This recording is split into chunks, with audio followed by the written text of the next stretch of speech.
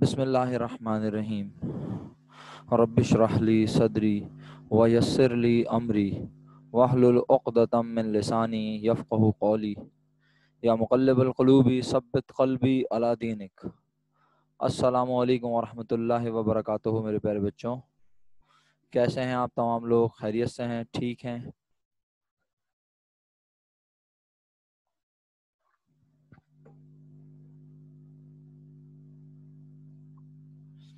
अल्हम्दुलिल्लाह। मेरा बेटा, आपकी दुआएं हैं, अल्लाह का लाख लाख शुक्र। जीती रहिए, खुश रहिए। वालेकुम अस्सलाम आयशा, खुश रहो। अच्छा प्यारे बच्चों, जैसा कि हम कल जिक्र कर रहे थे, अगर आपको याद हो, मैं कल से अपनी बात का अगर सिरा जोड़ूं, कल की बात से अपनी बात को लिंक करूं, तो मैंने कहा मैं आज की क्लास से एक इंतहाई इम्पोर्टेंट, हसास और एक नाजुक चीज़ पढ़ाना शुरू कर रहा हूं कि जिस बच्चे ने इस चीज़ को बहुत अच्छे से पढ़ लिया, मुझे यकीन है अल्लाह के हुक्म से, चाहे उसे अकाउंटिंग मैं पढ़ाऊं, चाहे कोई भी टीचर आके पढ़ाए, अगर उसे इन चीज़ों पर कमांड होगी बेहतरीन, तो वो एक अच्छा अकाउंटेंट, एक अच्छा अकाउंटिंग का स्टूडेंट और अच्छे मार्क्स हासिल करने वाला स्टूडेंट होगा डेफिनेटली। क्योंकि ये दो चीजें हैं जिसमें से एक मैं पढ़ाना शुरू कर रहा हूँ, दूसरी तक अल्लाह के हुक्म से पहुंच जाएंगे, लेकिन पहले पहली चीज जरा थोड़ी तवील है, तो इसके ऊपर टाइम लगाना है। और ये है क्या? Head of accounts. ये आपको हेडिंग नजर आ रही है? हेड ऑफ अकाउंट्स के और भी नाम है, मैं आपको नीचे ले जाके दिखाता हूँ। ये रे हेड ऑफ अकाउंट्स को हम नेचर ऑफ अकाउंट्स भी कहते हैं, लिस्ट ऑफ अकाउंट्स भी कहते हैं, चार्ट ऑफ अकाउंट्स भी कहते हैं। सर ये क्या चीज है? बिल्कुल सिंपल लफ्जों में अगर मैं ये कहूं तो ये लिखा हुआ है घर। है सर? क्या बोला आपने? घर। ये लिखा हुआ है home, home sweet home, house लिखा हुआ है, होम लिखा हुआ है। ठीक है। अच्छा सर, क्या मतलब? ये तो लिस्ट लिखा हुआ है, ये तो list of account, nature of account, head of account, chart of account लिखा है, आप कह रहे हैं ये घर लिखा है। जिस तरह अगर घर लिखा हो तो घर क्या सिर्फ किसी एक पर्टिकुलर कमरे का नाम है? जनाब, आपके रिप्लाईज चाहिए होंगे मुझे डेफिनेटली। आप लिख के भेजें या अनम्यूट करके बोलें, जैसे आपको बेहतर लगे। नहीं, घर एक कमरे का नाम नहीं है। घर चंद मुख्तलिफ जगहों का, चाहे वो एक ही कमरे का घर क्यों ना हो। अगर हम किसी एक ऐसे शख्स की बात करते हैं जो बिलो मिडिल क्लास है, जो एक बहुत ही गरीब खानदान से ताल्लुक रखता है, उसके भी अगर एक घर की बात करें तो उसके एक कमरे में भी कुछ हिस्सा वो किचन के लिए मखसूस कर देता है, कुछ हिस्सा वॉशरूम का होता है, कुछ हिस्सा उनके रहने के लिए होता है।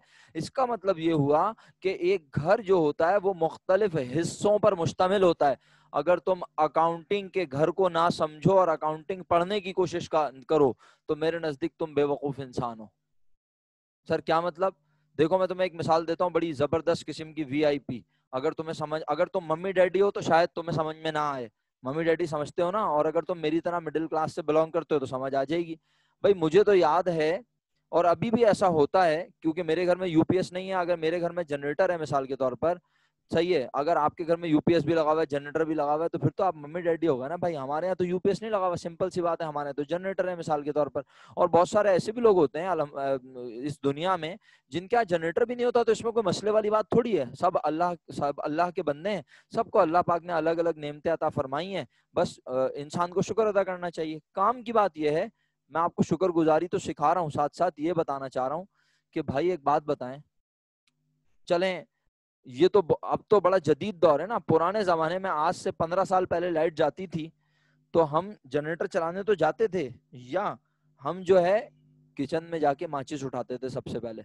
और अगर दौरे जदीद की बात करें तो दौरे जदीद में, वैसे अगर आप जैसी जनरेशन की छोटी उम्र के बच्चों की बात करें तो भैया आपके हाथ में तो हर वक्त ही मोबाइल होता है। लाइट जाती है, आपके पास मोबाइल होता है, आप फौरन टॉर्च जला लेते हैं। लेकिन मुझ जैसे इंसान की अगर बात करें तो लाइट जाने पर मैं सबसे पहली चीज जो ढूंढता हूँ वो होती है मेरा मोबाइल, कि मेरा मोबाइल मुझे मिले तो मैं उसकी टॉर्च ऑन करूं ताकि मुझे रोशनी नजर आए।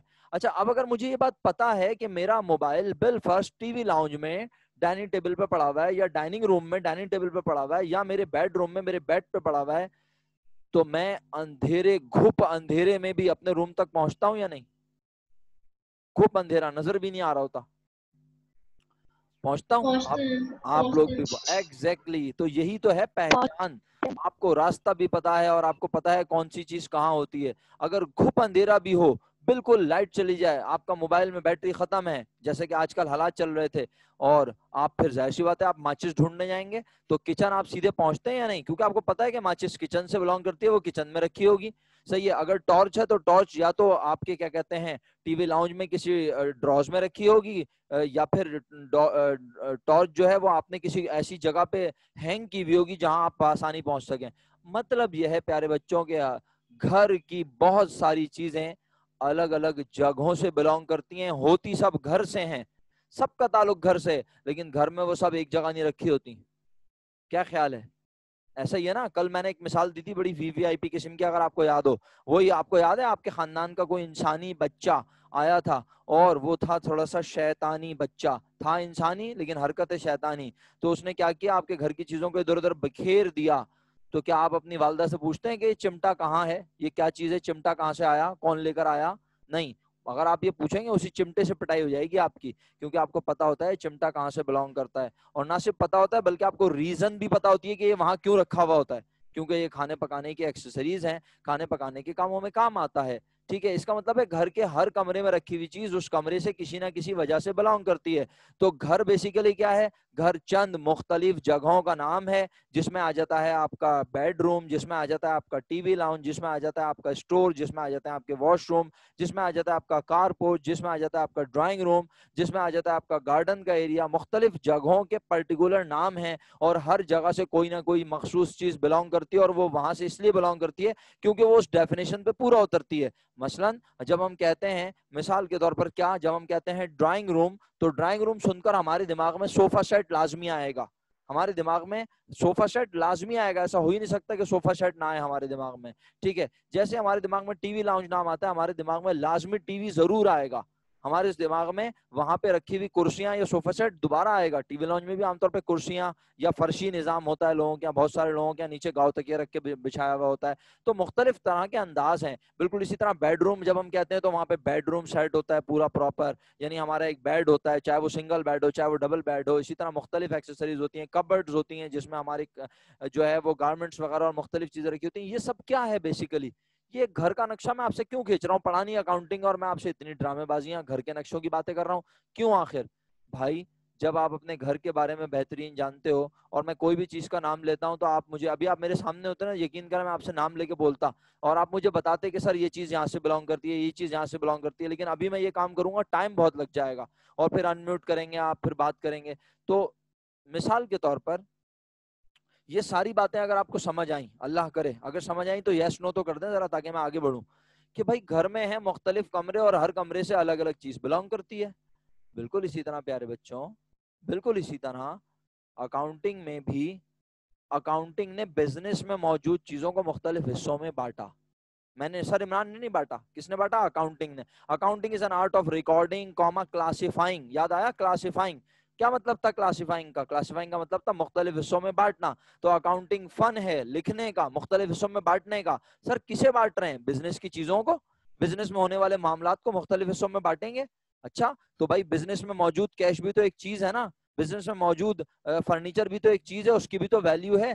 बिजनेस की बिल्डिंग भी तो एक चीज है, बिजनेस में जो हम माल खरीद के लाए बेचने के लिए उसकी भी तो वैल्यू है।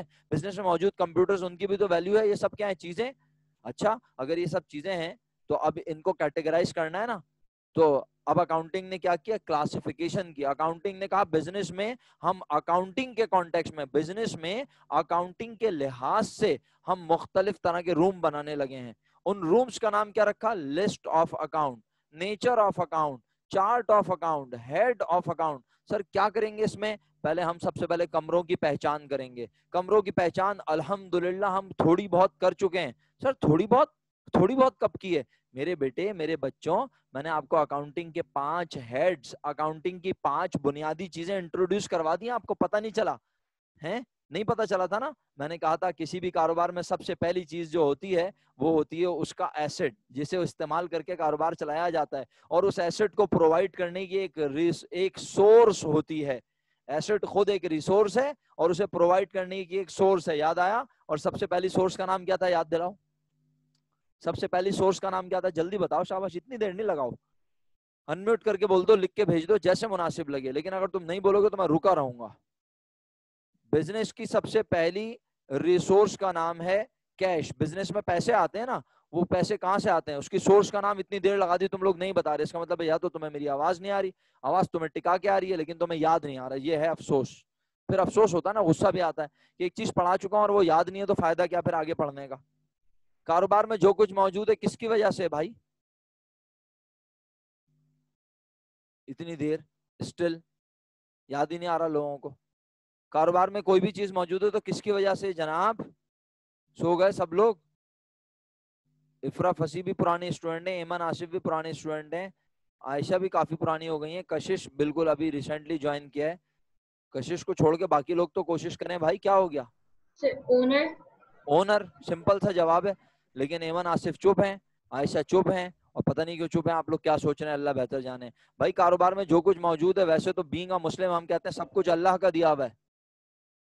कारोबार में कशिश, अगर आपको मेरी आवाज अब आने लगी है तो गौर से सुन लें जरा, कि कारोबार में जो कुछ मौजूद है, बीइंग अ मुस्लिम तो हम ये कहते हैं सब कुछ अल्लाह ने प्रोवाइड किया, लेकिन नाउजुबिल्लाह हम कारोबार में ये थोड़ी कहेंगे कि कारोबार में पैसे अल्लाह लेकर आया, कारोबार में पैसे फर्नीचर अल्लाह लेकर आया, नहीं। कारोबार में ये सब पहले कौन लेकर आता है कशिश, अब तुम बोलो तुम्हारे ख्याल में ये सब चीजें क्या आती हैं, चोरी करके लाते हैं, कौन लेकर आता है ये सब चीजें कारोबार में, कैश, फर्नीचर, कंप्यूटर्स, ये सब चीजें कौन लेकर आता है कशिश, ओनर। ओनर लेकर आता है। तो इसका मतलब है, मैंने अकाउंटिंग इक्वेशन आप लोगों को बचपन में पढ़ाई है, लेकिन बस मैं क्या बोलूं, अब आप लोग पुरानी चीजें अगर ऐसे भूलते जाएंगे और अकाउंटिंग इक्वेशन भूल जाएंगे तो मैं क्या करूंगा, कुछ भी नहीं। ये देखें, कारोबार में रिसोर्सेज जो होती हैं उसकी क्या होती हैं, सोर्सेस, और रिसोर्स को कहते हैं एसेट्स, पढ़ा चुका हूं लेकिन भूले हुए मेरे बच्चे। और रिसोर्स की एक एसेट की एक एग्जांपल मैंने क्या दी थी, कैश। सबसे पहली एग्जांपल कैश है। कैश को हम कारोबार में क्या करते हैं, इस्तेमाल। तो ये कैश आता कहां से, नाउजुबिल्लाह नाजिल होता है, नहीं। कारोबार में कौन लेकर आता है ये कैश, मैंने आपको एग्जाम्पल से पढ़ाया था। कारोबार में ये पैसे लेकर आता है अब्दुल्ला, अली, अहमद, एमन, आयशा, इफरा, इमरान, कशिश, ये सब कारोबार में पैसे लेकर आते हैं। तो ये कारोबार के क्या कहलाते हैं, कैपिटल कहलाते हैं, ओनर कहलाते हैं, मालिक। कैपिटल का मतलब बड़ा नहीं है, कैपिटल का मतलब दारुल हुकूमत भी नहीं है, कैपिटल का मतलब है मालिक, ओनर। तो ओनर कारोबार में जितने रुपए लाता है वो बिजनेस में उतने ही रुपए मौजूद होते हैं। तो इसका मतलब है, याद आया, मैं आपको एसेट्स बता चुका हूं क्या होते हैं। एसेट वो तमाम चीजें जिन्हें हम कारोबार में करते हैं, बोलो क्या करते हैं, आग लगा देते हैं, आग लगा के हाथ से यूज करते हैं। यूज यूज करते हैं। करते हैं। तो ये चीजें आने की कोई ना कोई सोर्स होती है। और कितनी सोर्सेस पढ़ाई थी मैंने आपको, दो सोर्सेस पढ़ाई थी। एक सोर्स का नाम था इंटरनल इक्विटी भी कहते हैं इसको, और एक्सटर्नल भी कहते हैं। और इंटरनल में आती है ओनर इक्विटी, और एक्सटर्नल में आती है लायबिलिटीज। उम्मीद करता हूँ अल्लाह के हुक्म से आप मेरी बात सुन रहे हो, समझ रहे हो। और उसके बाद मजीद पैसों की जरूरत पड़ती है तो हम बैंक से कर्जा ले लेते हैं, कर्जा लेते हैं तो हमारे पास और एसेट आ जाते हैं। और फिर हम कहते हैं ये जो पैसे आए, अब लेकर तो कर्जा मालिक ही आया, लेकिन मालिक अपने नाम पे कर्जा नहीं लाता, मालिक को कर्जा मिलता है बिजनेस के नाम पर। तो इसलिए उसे कहा जाता है बिजनेस की लायबिलिटी। अब कारोबार में जो चीजें मौजूद हैं उसकी दो सोर्सेज हैं, तीन हेड इंट्रोड्यूस हो गए, एक एसेट, दूसरा लायबिलिटी, और तीसरा कैपिटल। इसके बाद मैंने दो हेड आपको और बताए थे, और उसका नाम था रेवेन्यू और एक्सपेंस। और इन दोनों का जब डिफरेंस ले आता है तो प्रॉफिट या लॉस आता है। इसका मतलब है, अगर डिफरेंस ना लें तो ये दोनों एक अलग अलग चीज है, रेवेन्यू एक अलग चीज है, एक्सपेंस एक अलग चीज है, और जब इनका डिफरेंस लेंगे तो प्रॉफिट या लॉस आएगा। तो बस ये 5 चीजें हैं जो हेड ऑफ अकाउंट्स में है। अब आप इधर आइए वापस और जरा देखिएगा गौर से स्क्रीन को। ये देखें, ये मैंने आपको यहाँ पर लिख के दिखाया हुआ है, हेड ऑफ अकाउंट्स नजर आ रहा है। हेड ऑफ अकाउंट्स में सबसे पहले आपको क्या नजर आ रहा है, एसेट्स। Assets। फिर एसेट्स को कैटेगराइज किया हुआ है, यानी एसेट के कमरे में जब दाखिल होंगे तो उसके अंदर भी कैटेगरी है। फिर इक्विटीज में आपको लिखा नजर आ रहा है इंटरनल और एक्सटर्नल इक्विटी। इंटरनल इक्विटी क्या है, कैपिटल, ये लिखा हुआ। और एक्सटर्नल इक्विटी क्या है, लायबिलिटी। लायबिलिटी में भी कैटेगरी है दो, current liability, non current liability. फिर एक्सपेंसेस और रेवेन्यू। ये पांचों हेड ऑफ अकाउंट के बारे में लिखा हुआ है। ठीक है, इंशाल्लाह जैसे ही आपके कोचिंग रिज्यूम होंगे हम आपको ये हार्ड कॉपी की शक्ल में दे देंगे चीजें, आपको इसको फोटोकॉपी वगैरह कुछ कराने की जरूरत नहीं, आपको ये फिजिकल मिल जाएगा इंशाल्लाह। ठीक है, अच्छा अब बात को आगे बढ़ाता हूँ। तो अब हमने करना क्या है, मैं यहाँ से डेफिनेशन पढ़ूं, आपको रट्टा लगवाऊं, आपको याद करवाऊं, आपकी मर्जी, आप ऐसे चाहते हैं तो आप इसको रट्टा लगा लीजिएगा। मैं तो अल्हम्दुलिल्लाह कह रहा हूँ कि अपने बच्चों को मैं एसेट समझा चुका हूँ क्या होते हैं। अब मुझे थोड़ा सा डिफाइन करना है कि करंट एसेट क्या है, नॉन करंट एसेट क्या है। क्यों, क्योंकि आज की क्लास से मैं क्या शुरू कर रहा हूँ, आज की क्लास से मैं हेड ऑफ अकाउंट्स, आज से मैं अकाउंटिंग के घर की, बिजनेस की सैर शुरू कर रहा हूँ अकाउंटिंग के हवाले से। मैं क्या कर रहा हूँ, एक बिजनेस की सैर, मैं बिजनेस की जर्नी शुरू कर रहा हूँ, बिजनेस नहीं कर रहा, मैं बिजनेस को एनालाइज कर रहा हूँ, बिजनेस को स्टडी कर रहा हूँ अकाउंटिंग के कॉन्टेक्स्ट में। यानी मैं कहूंगा एक अकाउंटिंग जो है बिजनेस को कितने हिस्सों में बांटती है, तो मैंने कहा 5 हिस्सों में बांटती है। कितने हिस्सों में मेरा बच्चा? 5 हिस्सों में। इन 5 हिस्सों को ना हम अजराहे मजाक समझने के लिए, बच्चों को समझाने के लिए, बच्चों को समझाने के लिए क्या कहते हैं, एक बीमारी का नाम से तशबीह देते हैं। किस नाम से तशबीह देते हैं बोलो? एक बीमारी के नाम से।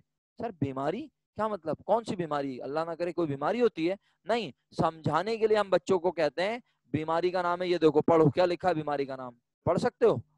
क्या पढ़ेंगे इसको? अल्सर पढ़ेंगे ना इसको। हाँ सर। हाँ, अल्सर पढ़ेंगे इसको। अब जो भी आप अगर आप अल्लाह ना करे ओरिजिनल जो अल्सर होता है, अल्लाह ना करे उसकी बात कर रहे हैं, तो मैं उसकी बात नहीं कर रहा, मैं तो समझाने के लिए कह रहा हूँ। अकाउंटिंग के जो 5 कमरे हैं, बिजनेस की चीजों को जो 5 हिस्सों में बांटा जाता है, उन 5 के नाम एक बीमारी के ऊपर हमने रख दिया, और बीमारी का नाम है अल्सर। अब अल्सर में ए फॉर एप्पल नहीं बोलना, ए फॉर एसेट्स क्या होते हैं अभी दोबारा बता दूंगा। एल फॉर लाइबिलिटीज क्या होती हैं, कारोबार की जिम्मेदारियां। सी फॉर कैपिटल, मालिक का हिस्सा। ई फॉर एक्सपेंस, कारोबार में होने वाले खर्चे। आर फॉर रेवेन्यू, कारोबार में होने वाली इनकम। अब क्या क्या बिजनेस में एक ही एसेट होता है? बोलो, बिजनेस में क्या आपके पास एक ही चीज होती है इस्तेमाल करने के लिए? यस और नो?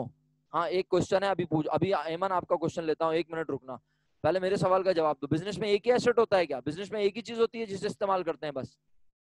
नहीं, अल्हम्दुलिल्लाह एक से ज्यादा होती हैं। तो कितनी होती हैं सर? तो हमने आपको सेफ साइड ये एक लिस्ट प्रोवाइड की है, जिसमें आपको एसेट के अंदर क्या क्या चीजें होती हैं ये सारी लिख के दी हैं। ये देखो सर, हमें ये सारी पढ़नी है बेटा। इसमें हमने कुछ नाम सेकंड ईयर में पढ़ने वाले भी लिखे हुए हैं, वो हम आपको अभी नहीं पढ़ाएंगे। हम उनको यहाँ से या तो रेड कलर कर देंगे या उनके आगे क्रॉस बनवा देंगे, सही है। लेकिन आप ये फॉर्मेट जब आपके पास होगा तो सेकंड ईयर में भी पढ़ते हुए आपको फायदा होगा इंशाल्लाह। सेकंड ईयर में जब आप पढ़ेंगे तो टीचर आपको ये पढ़ाएगा, जैसे preliminary expense, patent, share discount, discount on debenture, ये सेकंड ईयर की चीजें। अभी जो पढ़नी है वो मैं पढ़ाता जाऊंगा और आप उनके आगे टिक लिखते जाएंगे या अपने रजिस्टर में नोट करते जाएंगे कि सर ने हमें एसेट में ये चीजें पढ़ाई, करंट एसेट में सर ने ये लिखवाया, नॉन करंट में हमें सर ने ये लिखवाया, सही है। अब करंट क्या होते हैं, नॉन करंट, ये भी बताऊंगा, लेकिन पहले एसेट्स पे बात करेंगे। अच्छा, अब एमन का एक सवाल है, एमन ने सवाल किया सर एक क्वेश्चन है, हेड ऑफ अकाउंट्स की एक डेफिनेशन बता दें प्लीज। हेड ऑफ अकाउंट की कोई डेफिनेशन नहीं है, बेसिकली लिस्ट ऑफ अकाउंट क्या है, आसान लफ्जों में all those accounts which involve in a business, आसान लफ्जों में, ठीक है। इसकी कोई डेफिनेशन ना आपने पेपर में लिखनी है, ना कोई डेफिनेशन आती है, ठीक है। लेकिन अगर आप चाहती हैं कि सर आप इसको डिफाइन कर दें कि what is list of account, तो those items, those things which involve in a business, सही है। हम उनको एक क्या कहते हैं, हम उनको कैटेगराइज करते हैं, हम उनकी कैटेगरी बना देते हैं और उसे हम कह देते हैं head of accounts, chart of account. जैसे चार्ट क्या होता है, रमजानों में चार्ट बनाती हो ना तुम लोग, बनाती हो या नहीं? छोलों का चार्ट अलग होता है और फ्रूट चार्ट अलग होता है। तो फ्रूट चार्ट में क्या होता है, कोई एक चीज होती है? नहीं, फ्रूट चार्ट में फ्रूट्स का कॉम्बिनेशन होता है। तो बेसिकली यहाँ पे भी चार्ट का मतलब, हेड्स का मतलब, वो 5 हेड हैं जो बिजनेस में अकाउंटिंग कैटेगराइज करती है। जिस तरह आप अपने घर को, घर की डेफिनेशन क्या होगी, आप बोलेंगे घर रहने की जगह है ना, घर रहने की जगह, बिल्कुल। तो हेड ऑफ अकाउंट्स क्या है, बेसिकली जो एक कारोबार में चीजें हैं उनको कैटेगराइज किया है हमने।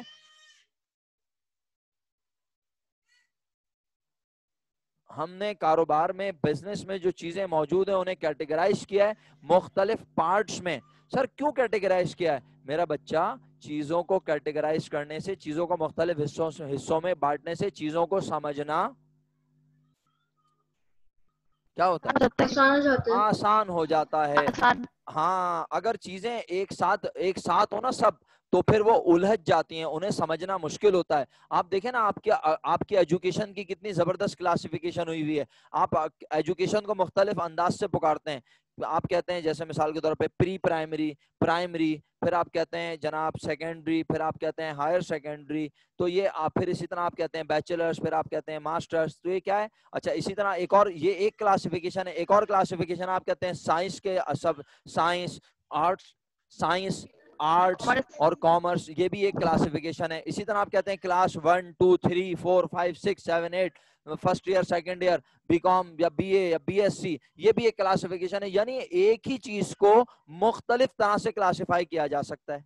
क्या ख्याल है? अब जैसे घर है ना, घर को क्लासिफाई किस तरह से किया जा सकता है? घर को क्लासिफाई साइज के लिहाज से किया जा सकता है। स्टूडेंट है ना, अगर मैं स्टूडेंट्स को क्लासिफाई करना चाहूं तो मैं बहुत सारे अंदाज से क्लासिफाई कर सकता हूं। जैसे मैं कहता हूं गर्ल्स को अलग कर दो, बॉयज को अलग कर दो, ये एक क्लासिफिकेशन हो गई। मैं कहता हूं जनाब 5 फीट वाले बच्चों को अलग कर दो, 5 फीट से बड़े वाले 5 से कम वालों को अलग, और 5 से ज्यादा वालों को अलग कर दो, ये एक क्लासिफिकेशन हो गई। मैं कहता हूं जनाब 16 साल से कम उम्र बच्चों को एक तरफ कर दो, 16 साल से ज्यादा वाले बच्चों को एक तरफ कर दो, एक ही क्लास में, ये भी एक क्लासिफिकेशन हो गई। यानी इसी तरह मैं कहता हूं कि जनाब गोल्डन बाल वाले बच्चों को अलग कर दो, फेयर कलर वाले बच्चों को अलग कर दो, जिनका डार्क कॉम्प्लेक्शन उनको अलग कर दो। यानी क्लासिफिकेशन कितनी तरह से हो सकती है। तो ये सब क्यों होती है? चीजों को आसान बनाने के लिए। मेरा ख्याल है इससे ज्यादा मुझे अब समझाने की जरूरत नहीं है, वरना मैं आज क्लासिफिकेशन ही पढ़ाना शुरू कर दूंगा आपको। काम की बात यह है कि classification make thing easier. Classification चीजों को आसान बनाती है मेरे बच्चों। तो बस अकाउंटिंग ने क्या किया? अकाउंटिंग ने बिजनेस में मौजूद चीजों को मुख्तलिफ हिस्सों में बांट दिया। एमन, आप मेरी बात समझने में कामयाब हुई? मैंने इतनी देर से आपके लिए बोली है ये सारी बातें। अकाउंटिंग ने क्या किया कि अकाउंटिंग ने बिजनेस की चीजों को मुख्तलिफ हिस्सों में बांट दिया, और जब मुख्तलिफ हिस्सों में बांटा तो उसका नाम क्या रख दिया? Head of account, chart of account, list of account. और क्या है ये? देखो, बेसिकली हेड ऑफ अकाउंट मुख्तलिफ अकाउंटिंग के हेड्स पर जो बिजनेस में चीजें मौजूद हैं उनका इज्तिमाई नाम रख दिया head. Head of account, chart of account, list of account. क्या अकाउंटिंग में जो अकाउंट्स होंगे उसकी एक लिस्ट है, और वो लिस्ट कितनी चीजों पर मुश्तमिल है? 5। 5 में सबसे पहली चीज है एसेट्स। अब मैं एसेट की डेफिनेशन यहाँ से पढ़ के आपको बता देता हूँ। वैसे यहाँ से पढ़ना बनता नहीं है मेरा, मैं तो आपको अल्हम्दुलिल्लाह पहले ही बता चुका हूँ। आप चाहें तो आप खुद पढ़ लें, मैं 1 मिनट रुक जाऊंगा, आप पढ़िएगा, लेकिन पहले मैं उसको आसान लफ्जों में अपने लिहाज से बोल देता हूँ। अगर कोई मेरी डेफिनेशन लिखना चाहे तो लिख ले। सर ये आपकी डेफिनेशन नहीं है, ये मेरे उस्ताद मोहतरम ने लिखी है डेफिनेशन, और यकीनन उन्होंने भी मुख्तलिफ बुक से देखकर अपनी अकल के मुताबिक लिखी है, ठीक है। और मैं आपसे शेयर कर रहा हूं। अब आपने क्या करना है, अगर आपको मेरी वाली बात आसान लगती है आप वो लिख लें, लेकिन ये इस तरह डेफिनेशन हमने यहाँ क्यों लिख के दी है? इसलिए लिख के दी है कि भाई अगर हम आपको बहुत आसान डेफिनेशन लिख के देंगे तो वो बुक के स्टैंडर्ड को मीट नहीं करेगी। हमारा ये फॉर्मेट ना मार्केट में अवेलेबल होता है, लोगों को मिल जाता है, बच्चे एक दूसरे से शेयर करते हैं। तो अब अगर हम बहुत आसान तरीन डेफिनेशन देंगे तो हो सकता है कि वो तमाम उन क्राइटेरियाज को मीट ना करे जो कि करना चाहिए। तो ये डेफिनेशन एक, जिसको कहना चाहिए कंप्लीट डेफिनेशन है, यानी इसमें आपको कोई खामी नजर नहीं आएगी। लेकिन जो मैं अपने लफ्जों में कहूंगा हो सकता है कि वो कहीं किसी मयार पर पूरी ना उतरे। तो मैं पहले अपने लफ्जों में बताता हूँ आपको, फिर आप चेक करना कि जो मैं कह रहा हूँ क्या वो इसके मुताबिक है, क्या वो इस अंग्रेजी पे पूरा उतरती है। मेरी अंग्रेजी बहुत सिंपल होगी, आसान होगी, आप चाहो तो लिख सकते हो, उर्दू में लिखना चाहो उर्दू में लिख लो। पहले मैं बोलता हूँ फिर चेक करते हैं। मैं कहता हूँ एसेट्स का मतलब है असासे। एसेट्स का मतलब है असासे। आसान उर्दू में इसका मतलब है जराए, रिसोर्सेस। क्या होते हैं सर ये असासे? क्या होते हैं जराए? क्या होते हैं रिसोर्सेज? क्या होती हैं? आमतौर पर रिसोर्सेज वही होती हैं जिन्हें हम करते हैं इस्तेमाल। आम जिंदगी में रिसोर्सेज क्या होती हैं? आम जिंदगी में रिसोर्सेज ट्रांसपोर्टेशन होती है, आम जिंदगी में रिसोर्सेज जो है वो पानी होती है, हवा होती है, खाना होता है, पैसे होते हैं। ये सब चीजों को हम इस्तेमाल करके अपनी जिंदगी गुजारते हैं। इसी तरह बिजनेस में भी बिजनेस को चलाने के लिए कुछ रिसोर्सेज होती हैं, उन्हें कहा जाता है एसेट्स, ठीक है। अब और इससे ज्यादा आसान बोलता हूँ, वो तमाम चीजें, उर्दू में बोल रहा हूँ, आप चाहेंगे तो मैं इसको इंग्लिश में ट्रांसलेट कर दूंगा। वो तमाम चीजें जो एक कारोबार में मौजूद हों, वो तमाम चीजें जो एक कारोबार में मौजूद हों, कारोबार को चलाने के लिए, उनको इस्तेमाल करके फायदा हासिल करने के लिए, उन तमाम चीजों को कहा जाता है एसेट्स। फिर दोबारा कह रहा हूं, वो तमाम चीजें जो एक कारोबार में मौजूद हों इस्तेमाल करने के लिए, कारोबार को चलाने के लिए। जब हम उन्हें इस्तेमाल करेंगे तो कारोबार चलेगा, यानी पैसे से माल खरीद के लाएंगे तो कारोबार चलेगा, माल को बेचेंगे कारोबार चलेगा। लेकिन पैसा रखा है लेकिन माल खरीद के नहीं ला रहे, तो क्या हम बोलेंगे कारोबार बड़ा बेहतरीन चल रहा है? कारोबार तो तभी चलेगा ना जब हम पैसों से माल खरीदें, फिर उस माल को बेचें, फिर और माल खरीद के लाएं, फिर बेचें, ठीक है। तो हम कहेंगे इसका मतलब है कि हम बिजनेस में, हम क्या कर रहे हैं, हम बिजनेस में चीजों को इस्तेमाल कर रहे हैं और इस्तेमाल करके बिजनेस को चला रहे हैं और बिजनेस को हो रहा है फायदा, ठीक है। या आसान उर्दू में मैंने बोला वो तमाम चीजें जो कारोबार में इस्तेमाल की जाए कारोबार को चलाने के लिए, और वो कारोबार को इस्तेमाल करके क्या पहुंचाएं, क्या पहुंचाएं? फायदा। फायदा। मेरे वो से तमाम, यस। अब देखें, मैं ना, मुझे ऐसा लग रहा है कि मैं रिपीट कर रहा हूँ, रिपीट टेलीकास्ट हो रहा है, लेकिन अब ये जो टेलीकास्ट हो रहा है ना ये फाइनल टेलीकास्ट है। इसके बाद मैं दोबारा एसेट की डेफिनेशन अब नहीं समझाऊंगा, ये बात समझ लें सब बच्चे। हाँ सर, बिल्कुल भी नहीं समझाऊंगा। रीजन, क्या मैं एक ही चीज 10 बार पढ़ाता रहूं? जब मैंने आपको ये अकाउंटिंग इक्वेशन पढ़ाई थी ना, तो खुदा ना खास्ता मैंने आपको रट्टा लगा के नहीं पढ़ाई थी कि बेटा पी जाइए कि asset is equal to liabilities plus capital. नहीं, मैं ऐसे पढ़ाता ही नहीं हूं अल्हम्दुलिल्लाह, मेरा ऐसा मिजाज ही नहीं है। जब मैंने आपको ये पढ़ाया कि asset is equal to liability plus capital, तो मैंने पूरी जान मार के समझाने की कोशिश की कि what are assets and why they are equal to liability plus owner equity. पूरी जान मारी, बताया लायबिलिटी क्या है, ओनर इक्विटी क्या है, और आज भी अभी के लेक्चर में बताया। ठीक है, तो अब अगर कोई बच्चा बोले सर हमें तो एसेट्स नहीं समझ आ रहे, तो इसका मतलब है फिर उसे मेरी बात समझ में नहीं आ रही है। ऐसे बच्चे को सोचना चाहिए कि फिर वो टीचर चेंज करे, कोचिंग सेंटर चेंज करे और किसी अच्छे टीचर से पढ़े, क्योंकि अब तो मैं एसेट इस वक्त दूसरी तीसरी चौथी बार बता रहा हूँ। ओके जी, आपकी फरमाइश आई आयशा की, सर बोल कहती हैं सर इसको अपने लफ्जों में जरा इंग्लिश में ट्रांसलेट कर दें। तो आप अगर इंग्लिश में लिखना चाहती हैं लिख लें, बिल्कुल लिखें, लेकिन याद रखिएगा कि ये डेफिनेशन एक कंप्लीट डेफिनेशन है, ये बुक का अंदाज है,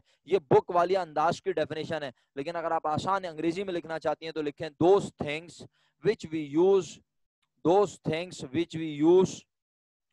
लिख रहे हैं आप लोग? जो लोग लिख रहे हैं लिख लें, those things which we use in our business, those things which we use in our business to operate it, to operate it।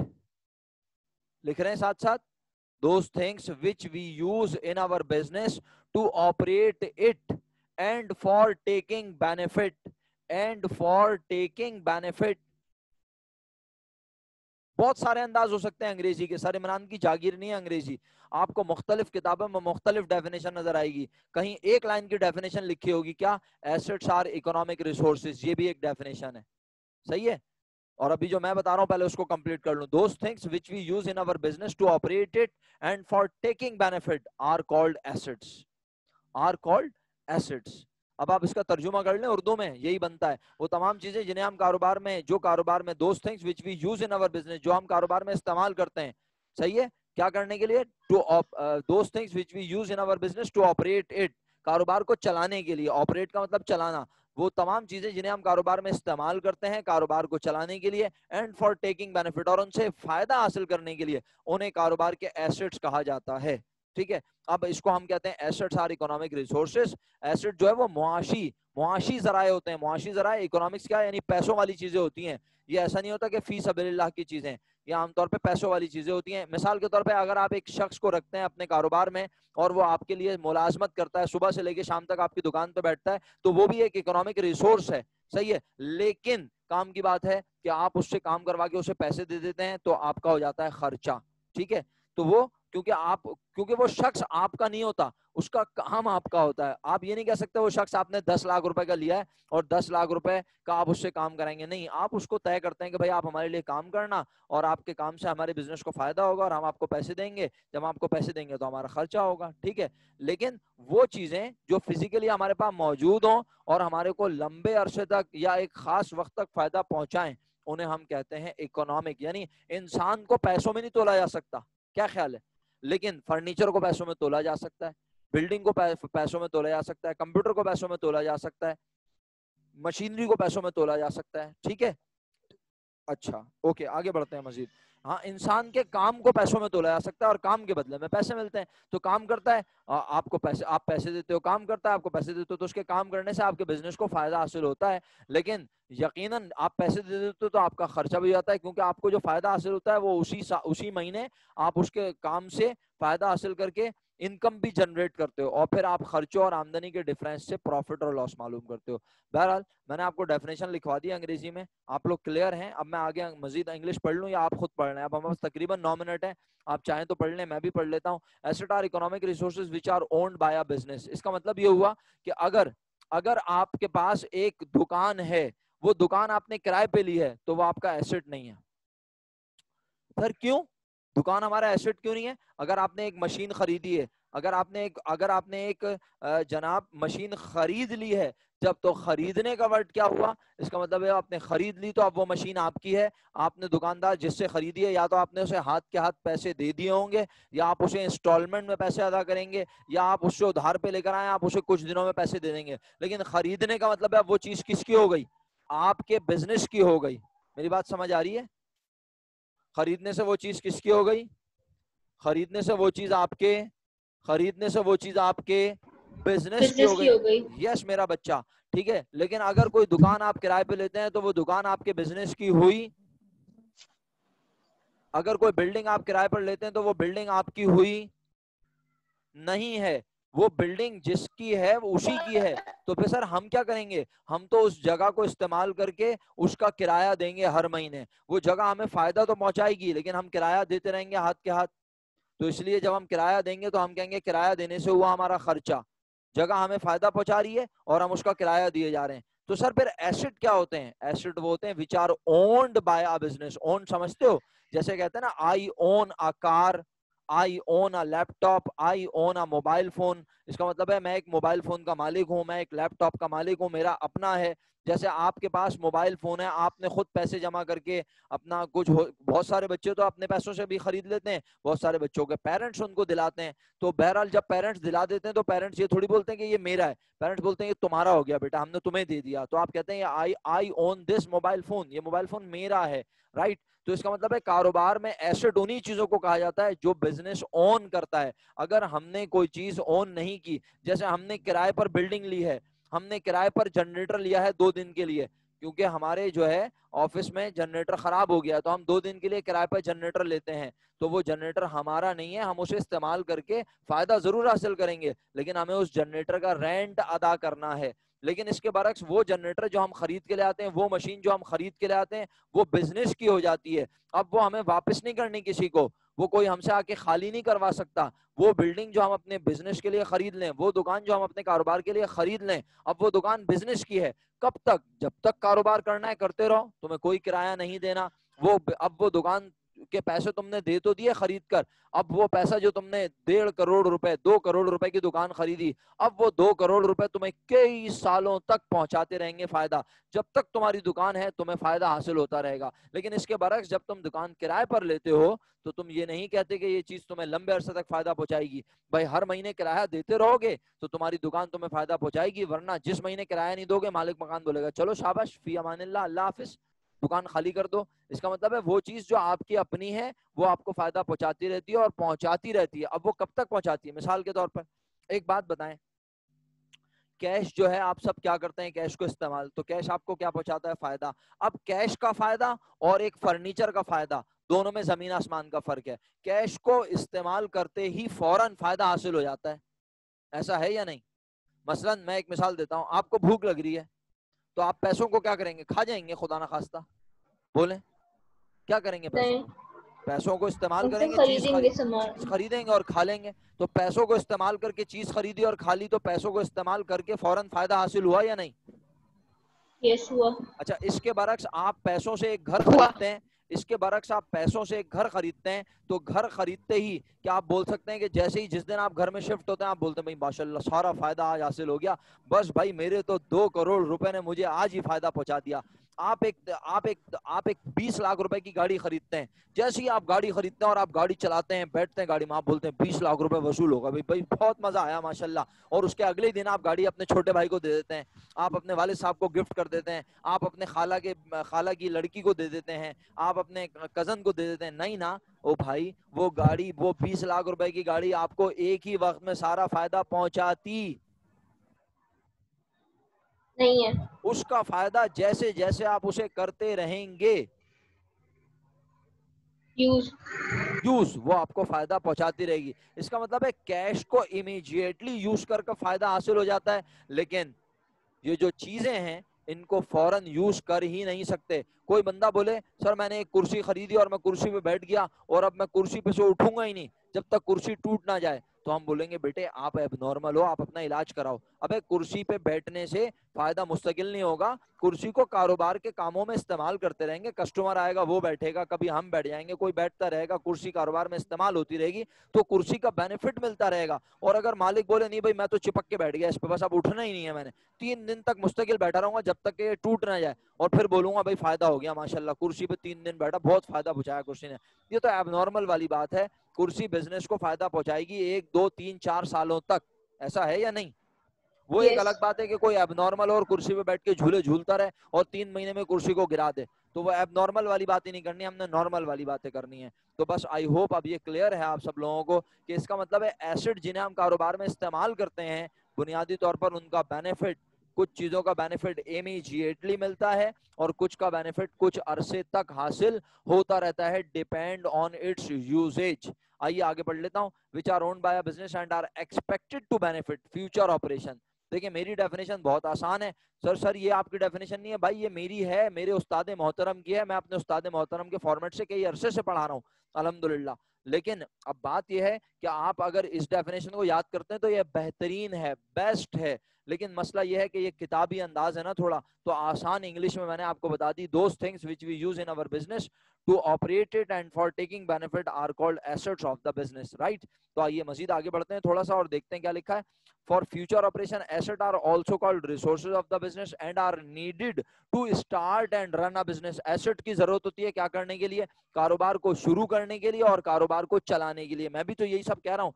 Assets may have definite physical form, कहता है अब एसेट जो है वो फिजिकल शक्ल में भी हो सकता है। फिजिकल शक्ल का मतलब यानी वो नजर आने वाली शक्ल में हो सकता है। मसलन कैसे? बिल्डिंग नजर आती है, मशीनरी नजर आती है। सर इन्वेंट्री क्या चीज होती है? इन्वेंट्री का मतलब जखीरा, बताया था मैंने आप लोगों को। कल मैंने आपसे पूछा था ना, मैंने अकाउंटिंग टर्मिनोलॉजीज पढ़ाई थी, आपने बोला हाँ पढ़ाई थी। उसमें मैंने इन्वेंट्री का लफ्ज पढ़ाया था, मर्चेंडाइज इन्वेंट्री। उस सामान का जखीरा जो हम खरीद के लाते हैं, क्या करने के लिए? बेचने के लिए। तो मर्चेंडाइज इन्वेंट्री, जैसे मेरी कंप्यूटर की दुकान है तो मेरे पास कंप्यूटर का क्या होगा? जखीरा। अगर मेरा जर्नल स्टोर है तो मेरे पास आटा दालचीनी घी का क्या होगा? इन्वेंट्री, जखीरा। उस जखीरे को मैं इस्तेमाल करूंगा कारोबार को चलाने के लिए, सही है। अच्छा, on other hand some asset exist not in physical और टेंजिबल फॉर्म। कुछ एसेट जो होते हैं वो फिजिकल शक्ल में नहीं होते, लेकिन वो फिर भी कारोबार को पहुंचाते हैं फायदा। जैसे कह रहा है वैल्यूएबल लीगल क्लेम्स और right, the amount due from customer. जैसे आपने कस्टमर को उधार पे सामान बेचा, उसने आपको पैसे नहीं दिया, आपसे क्या कर लिया? प्रॉमिस। तो अब ये प्रॉमिस कहीं नजर आता है क्या फिजिकली? क्या वो थैली में आपको रख के देके जाता है ये लो प्रॉमिस? नहीं, वो आपसे जुबान से वादा करके चला जाता है और फिर उस वादे के बदले में आपको 2, 4, 6, 8, 10 दिन में क्या मिल जाते हैं? बोलो। पैसे। पैसे मिल जाते हैं। इसका मतलब है वो वादा, पैसे। वो वादा कन्वर्ट हो जाता है, वो प्रॉमिस कस्टमर का कन्वर्ट हो जाता है किस में?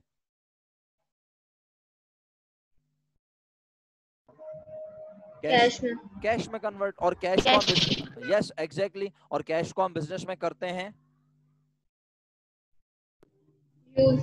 यूज, इस्तेमाल। अच्छा, ये कुछ बच्चे ना कहते हैं सर हम इन्वेस्ट करते हैं। भाई इन्वेस्ट तो हम कर चुके हैं, कारोबार में पैसे हम लगा चुके हैं, मालिक कारोबार में पैसे लगा चुका है। तो क्या लगाने के बाद मालिक दुकान में 25 लाख रुपए रख के दुकान का शटर गिरा के दुआ मांगेगा बाहर बैठ के, अल्लाह ताला 25 लाख 30 लाख कब होंगे? अबे नहीं भाई, कारोबार में इन्वेस्टमेंट करने के बाद, पैसे लगाने के बाद उस पैसे को करना होता है यूज। इस्तेमाल। कैसे इस्तेमाल करते हैं? हम अपने कारोबार के लिए माल खरीद के लाते हैं, हम दुकान किराए पर लेते हैं या दुकान खरीदते हैं, हम अपने लिए कुर्सी खरीदते हैं, हम पंखा खरीदते हैं, हम अपने लिए कैबिनेट्स खरीदते हैं, शेल्फ खरीदते हैं जिसमें हम माल ला के रखते हैं बेचने के लिए। ये सब चीजें हम क्या करते हैं? कारोबार में इस्तेमाल करने के लिए खरीदते हैं। तो इन सब चीजों को कहा जाता है एसेट। तो एसेट अल्हम्दुलिल्लाह आपको बता दिया कि एसेट फिजिकल शक्ल में भी होते हैं और एसेट इनटेंजिबल यानी ऐसी शक्ल में भी होते हैं जो नजर नहीं आता लेकिन फिर भी कारोबार को पहुंचाता है फायदा। अब जल्दी से एक एक लाइन और कह देता हूं करंट और नॉन करंट पर। कल अल्लाह के हुक्म से ये करंट एसेट से आगाज कर दूंगा इंशाल्लाह, कि करंट एसेट में जो चीजें वो पढ़ेंगे, लेकिन पहले करंट एसेट की डेफिनेशन सुने। टाइम कम है लेकिन सुनिएगा, अगर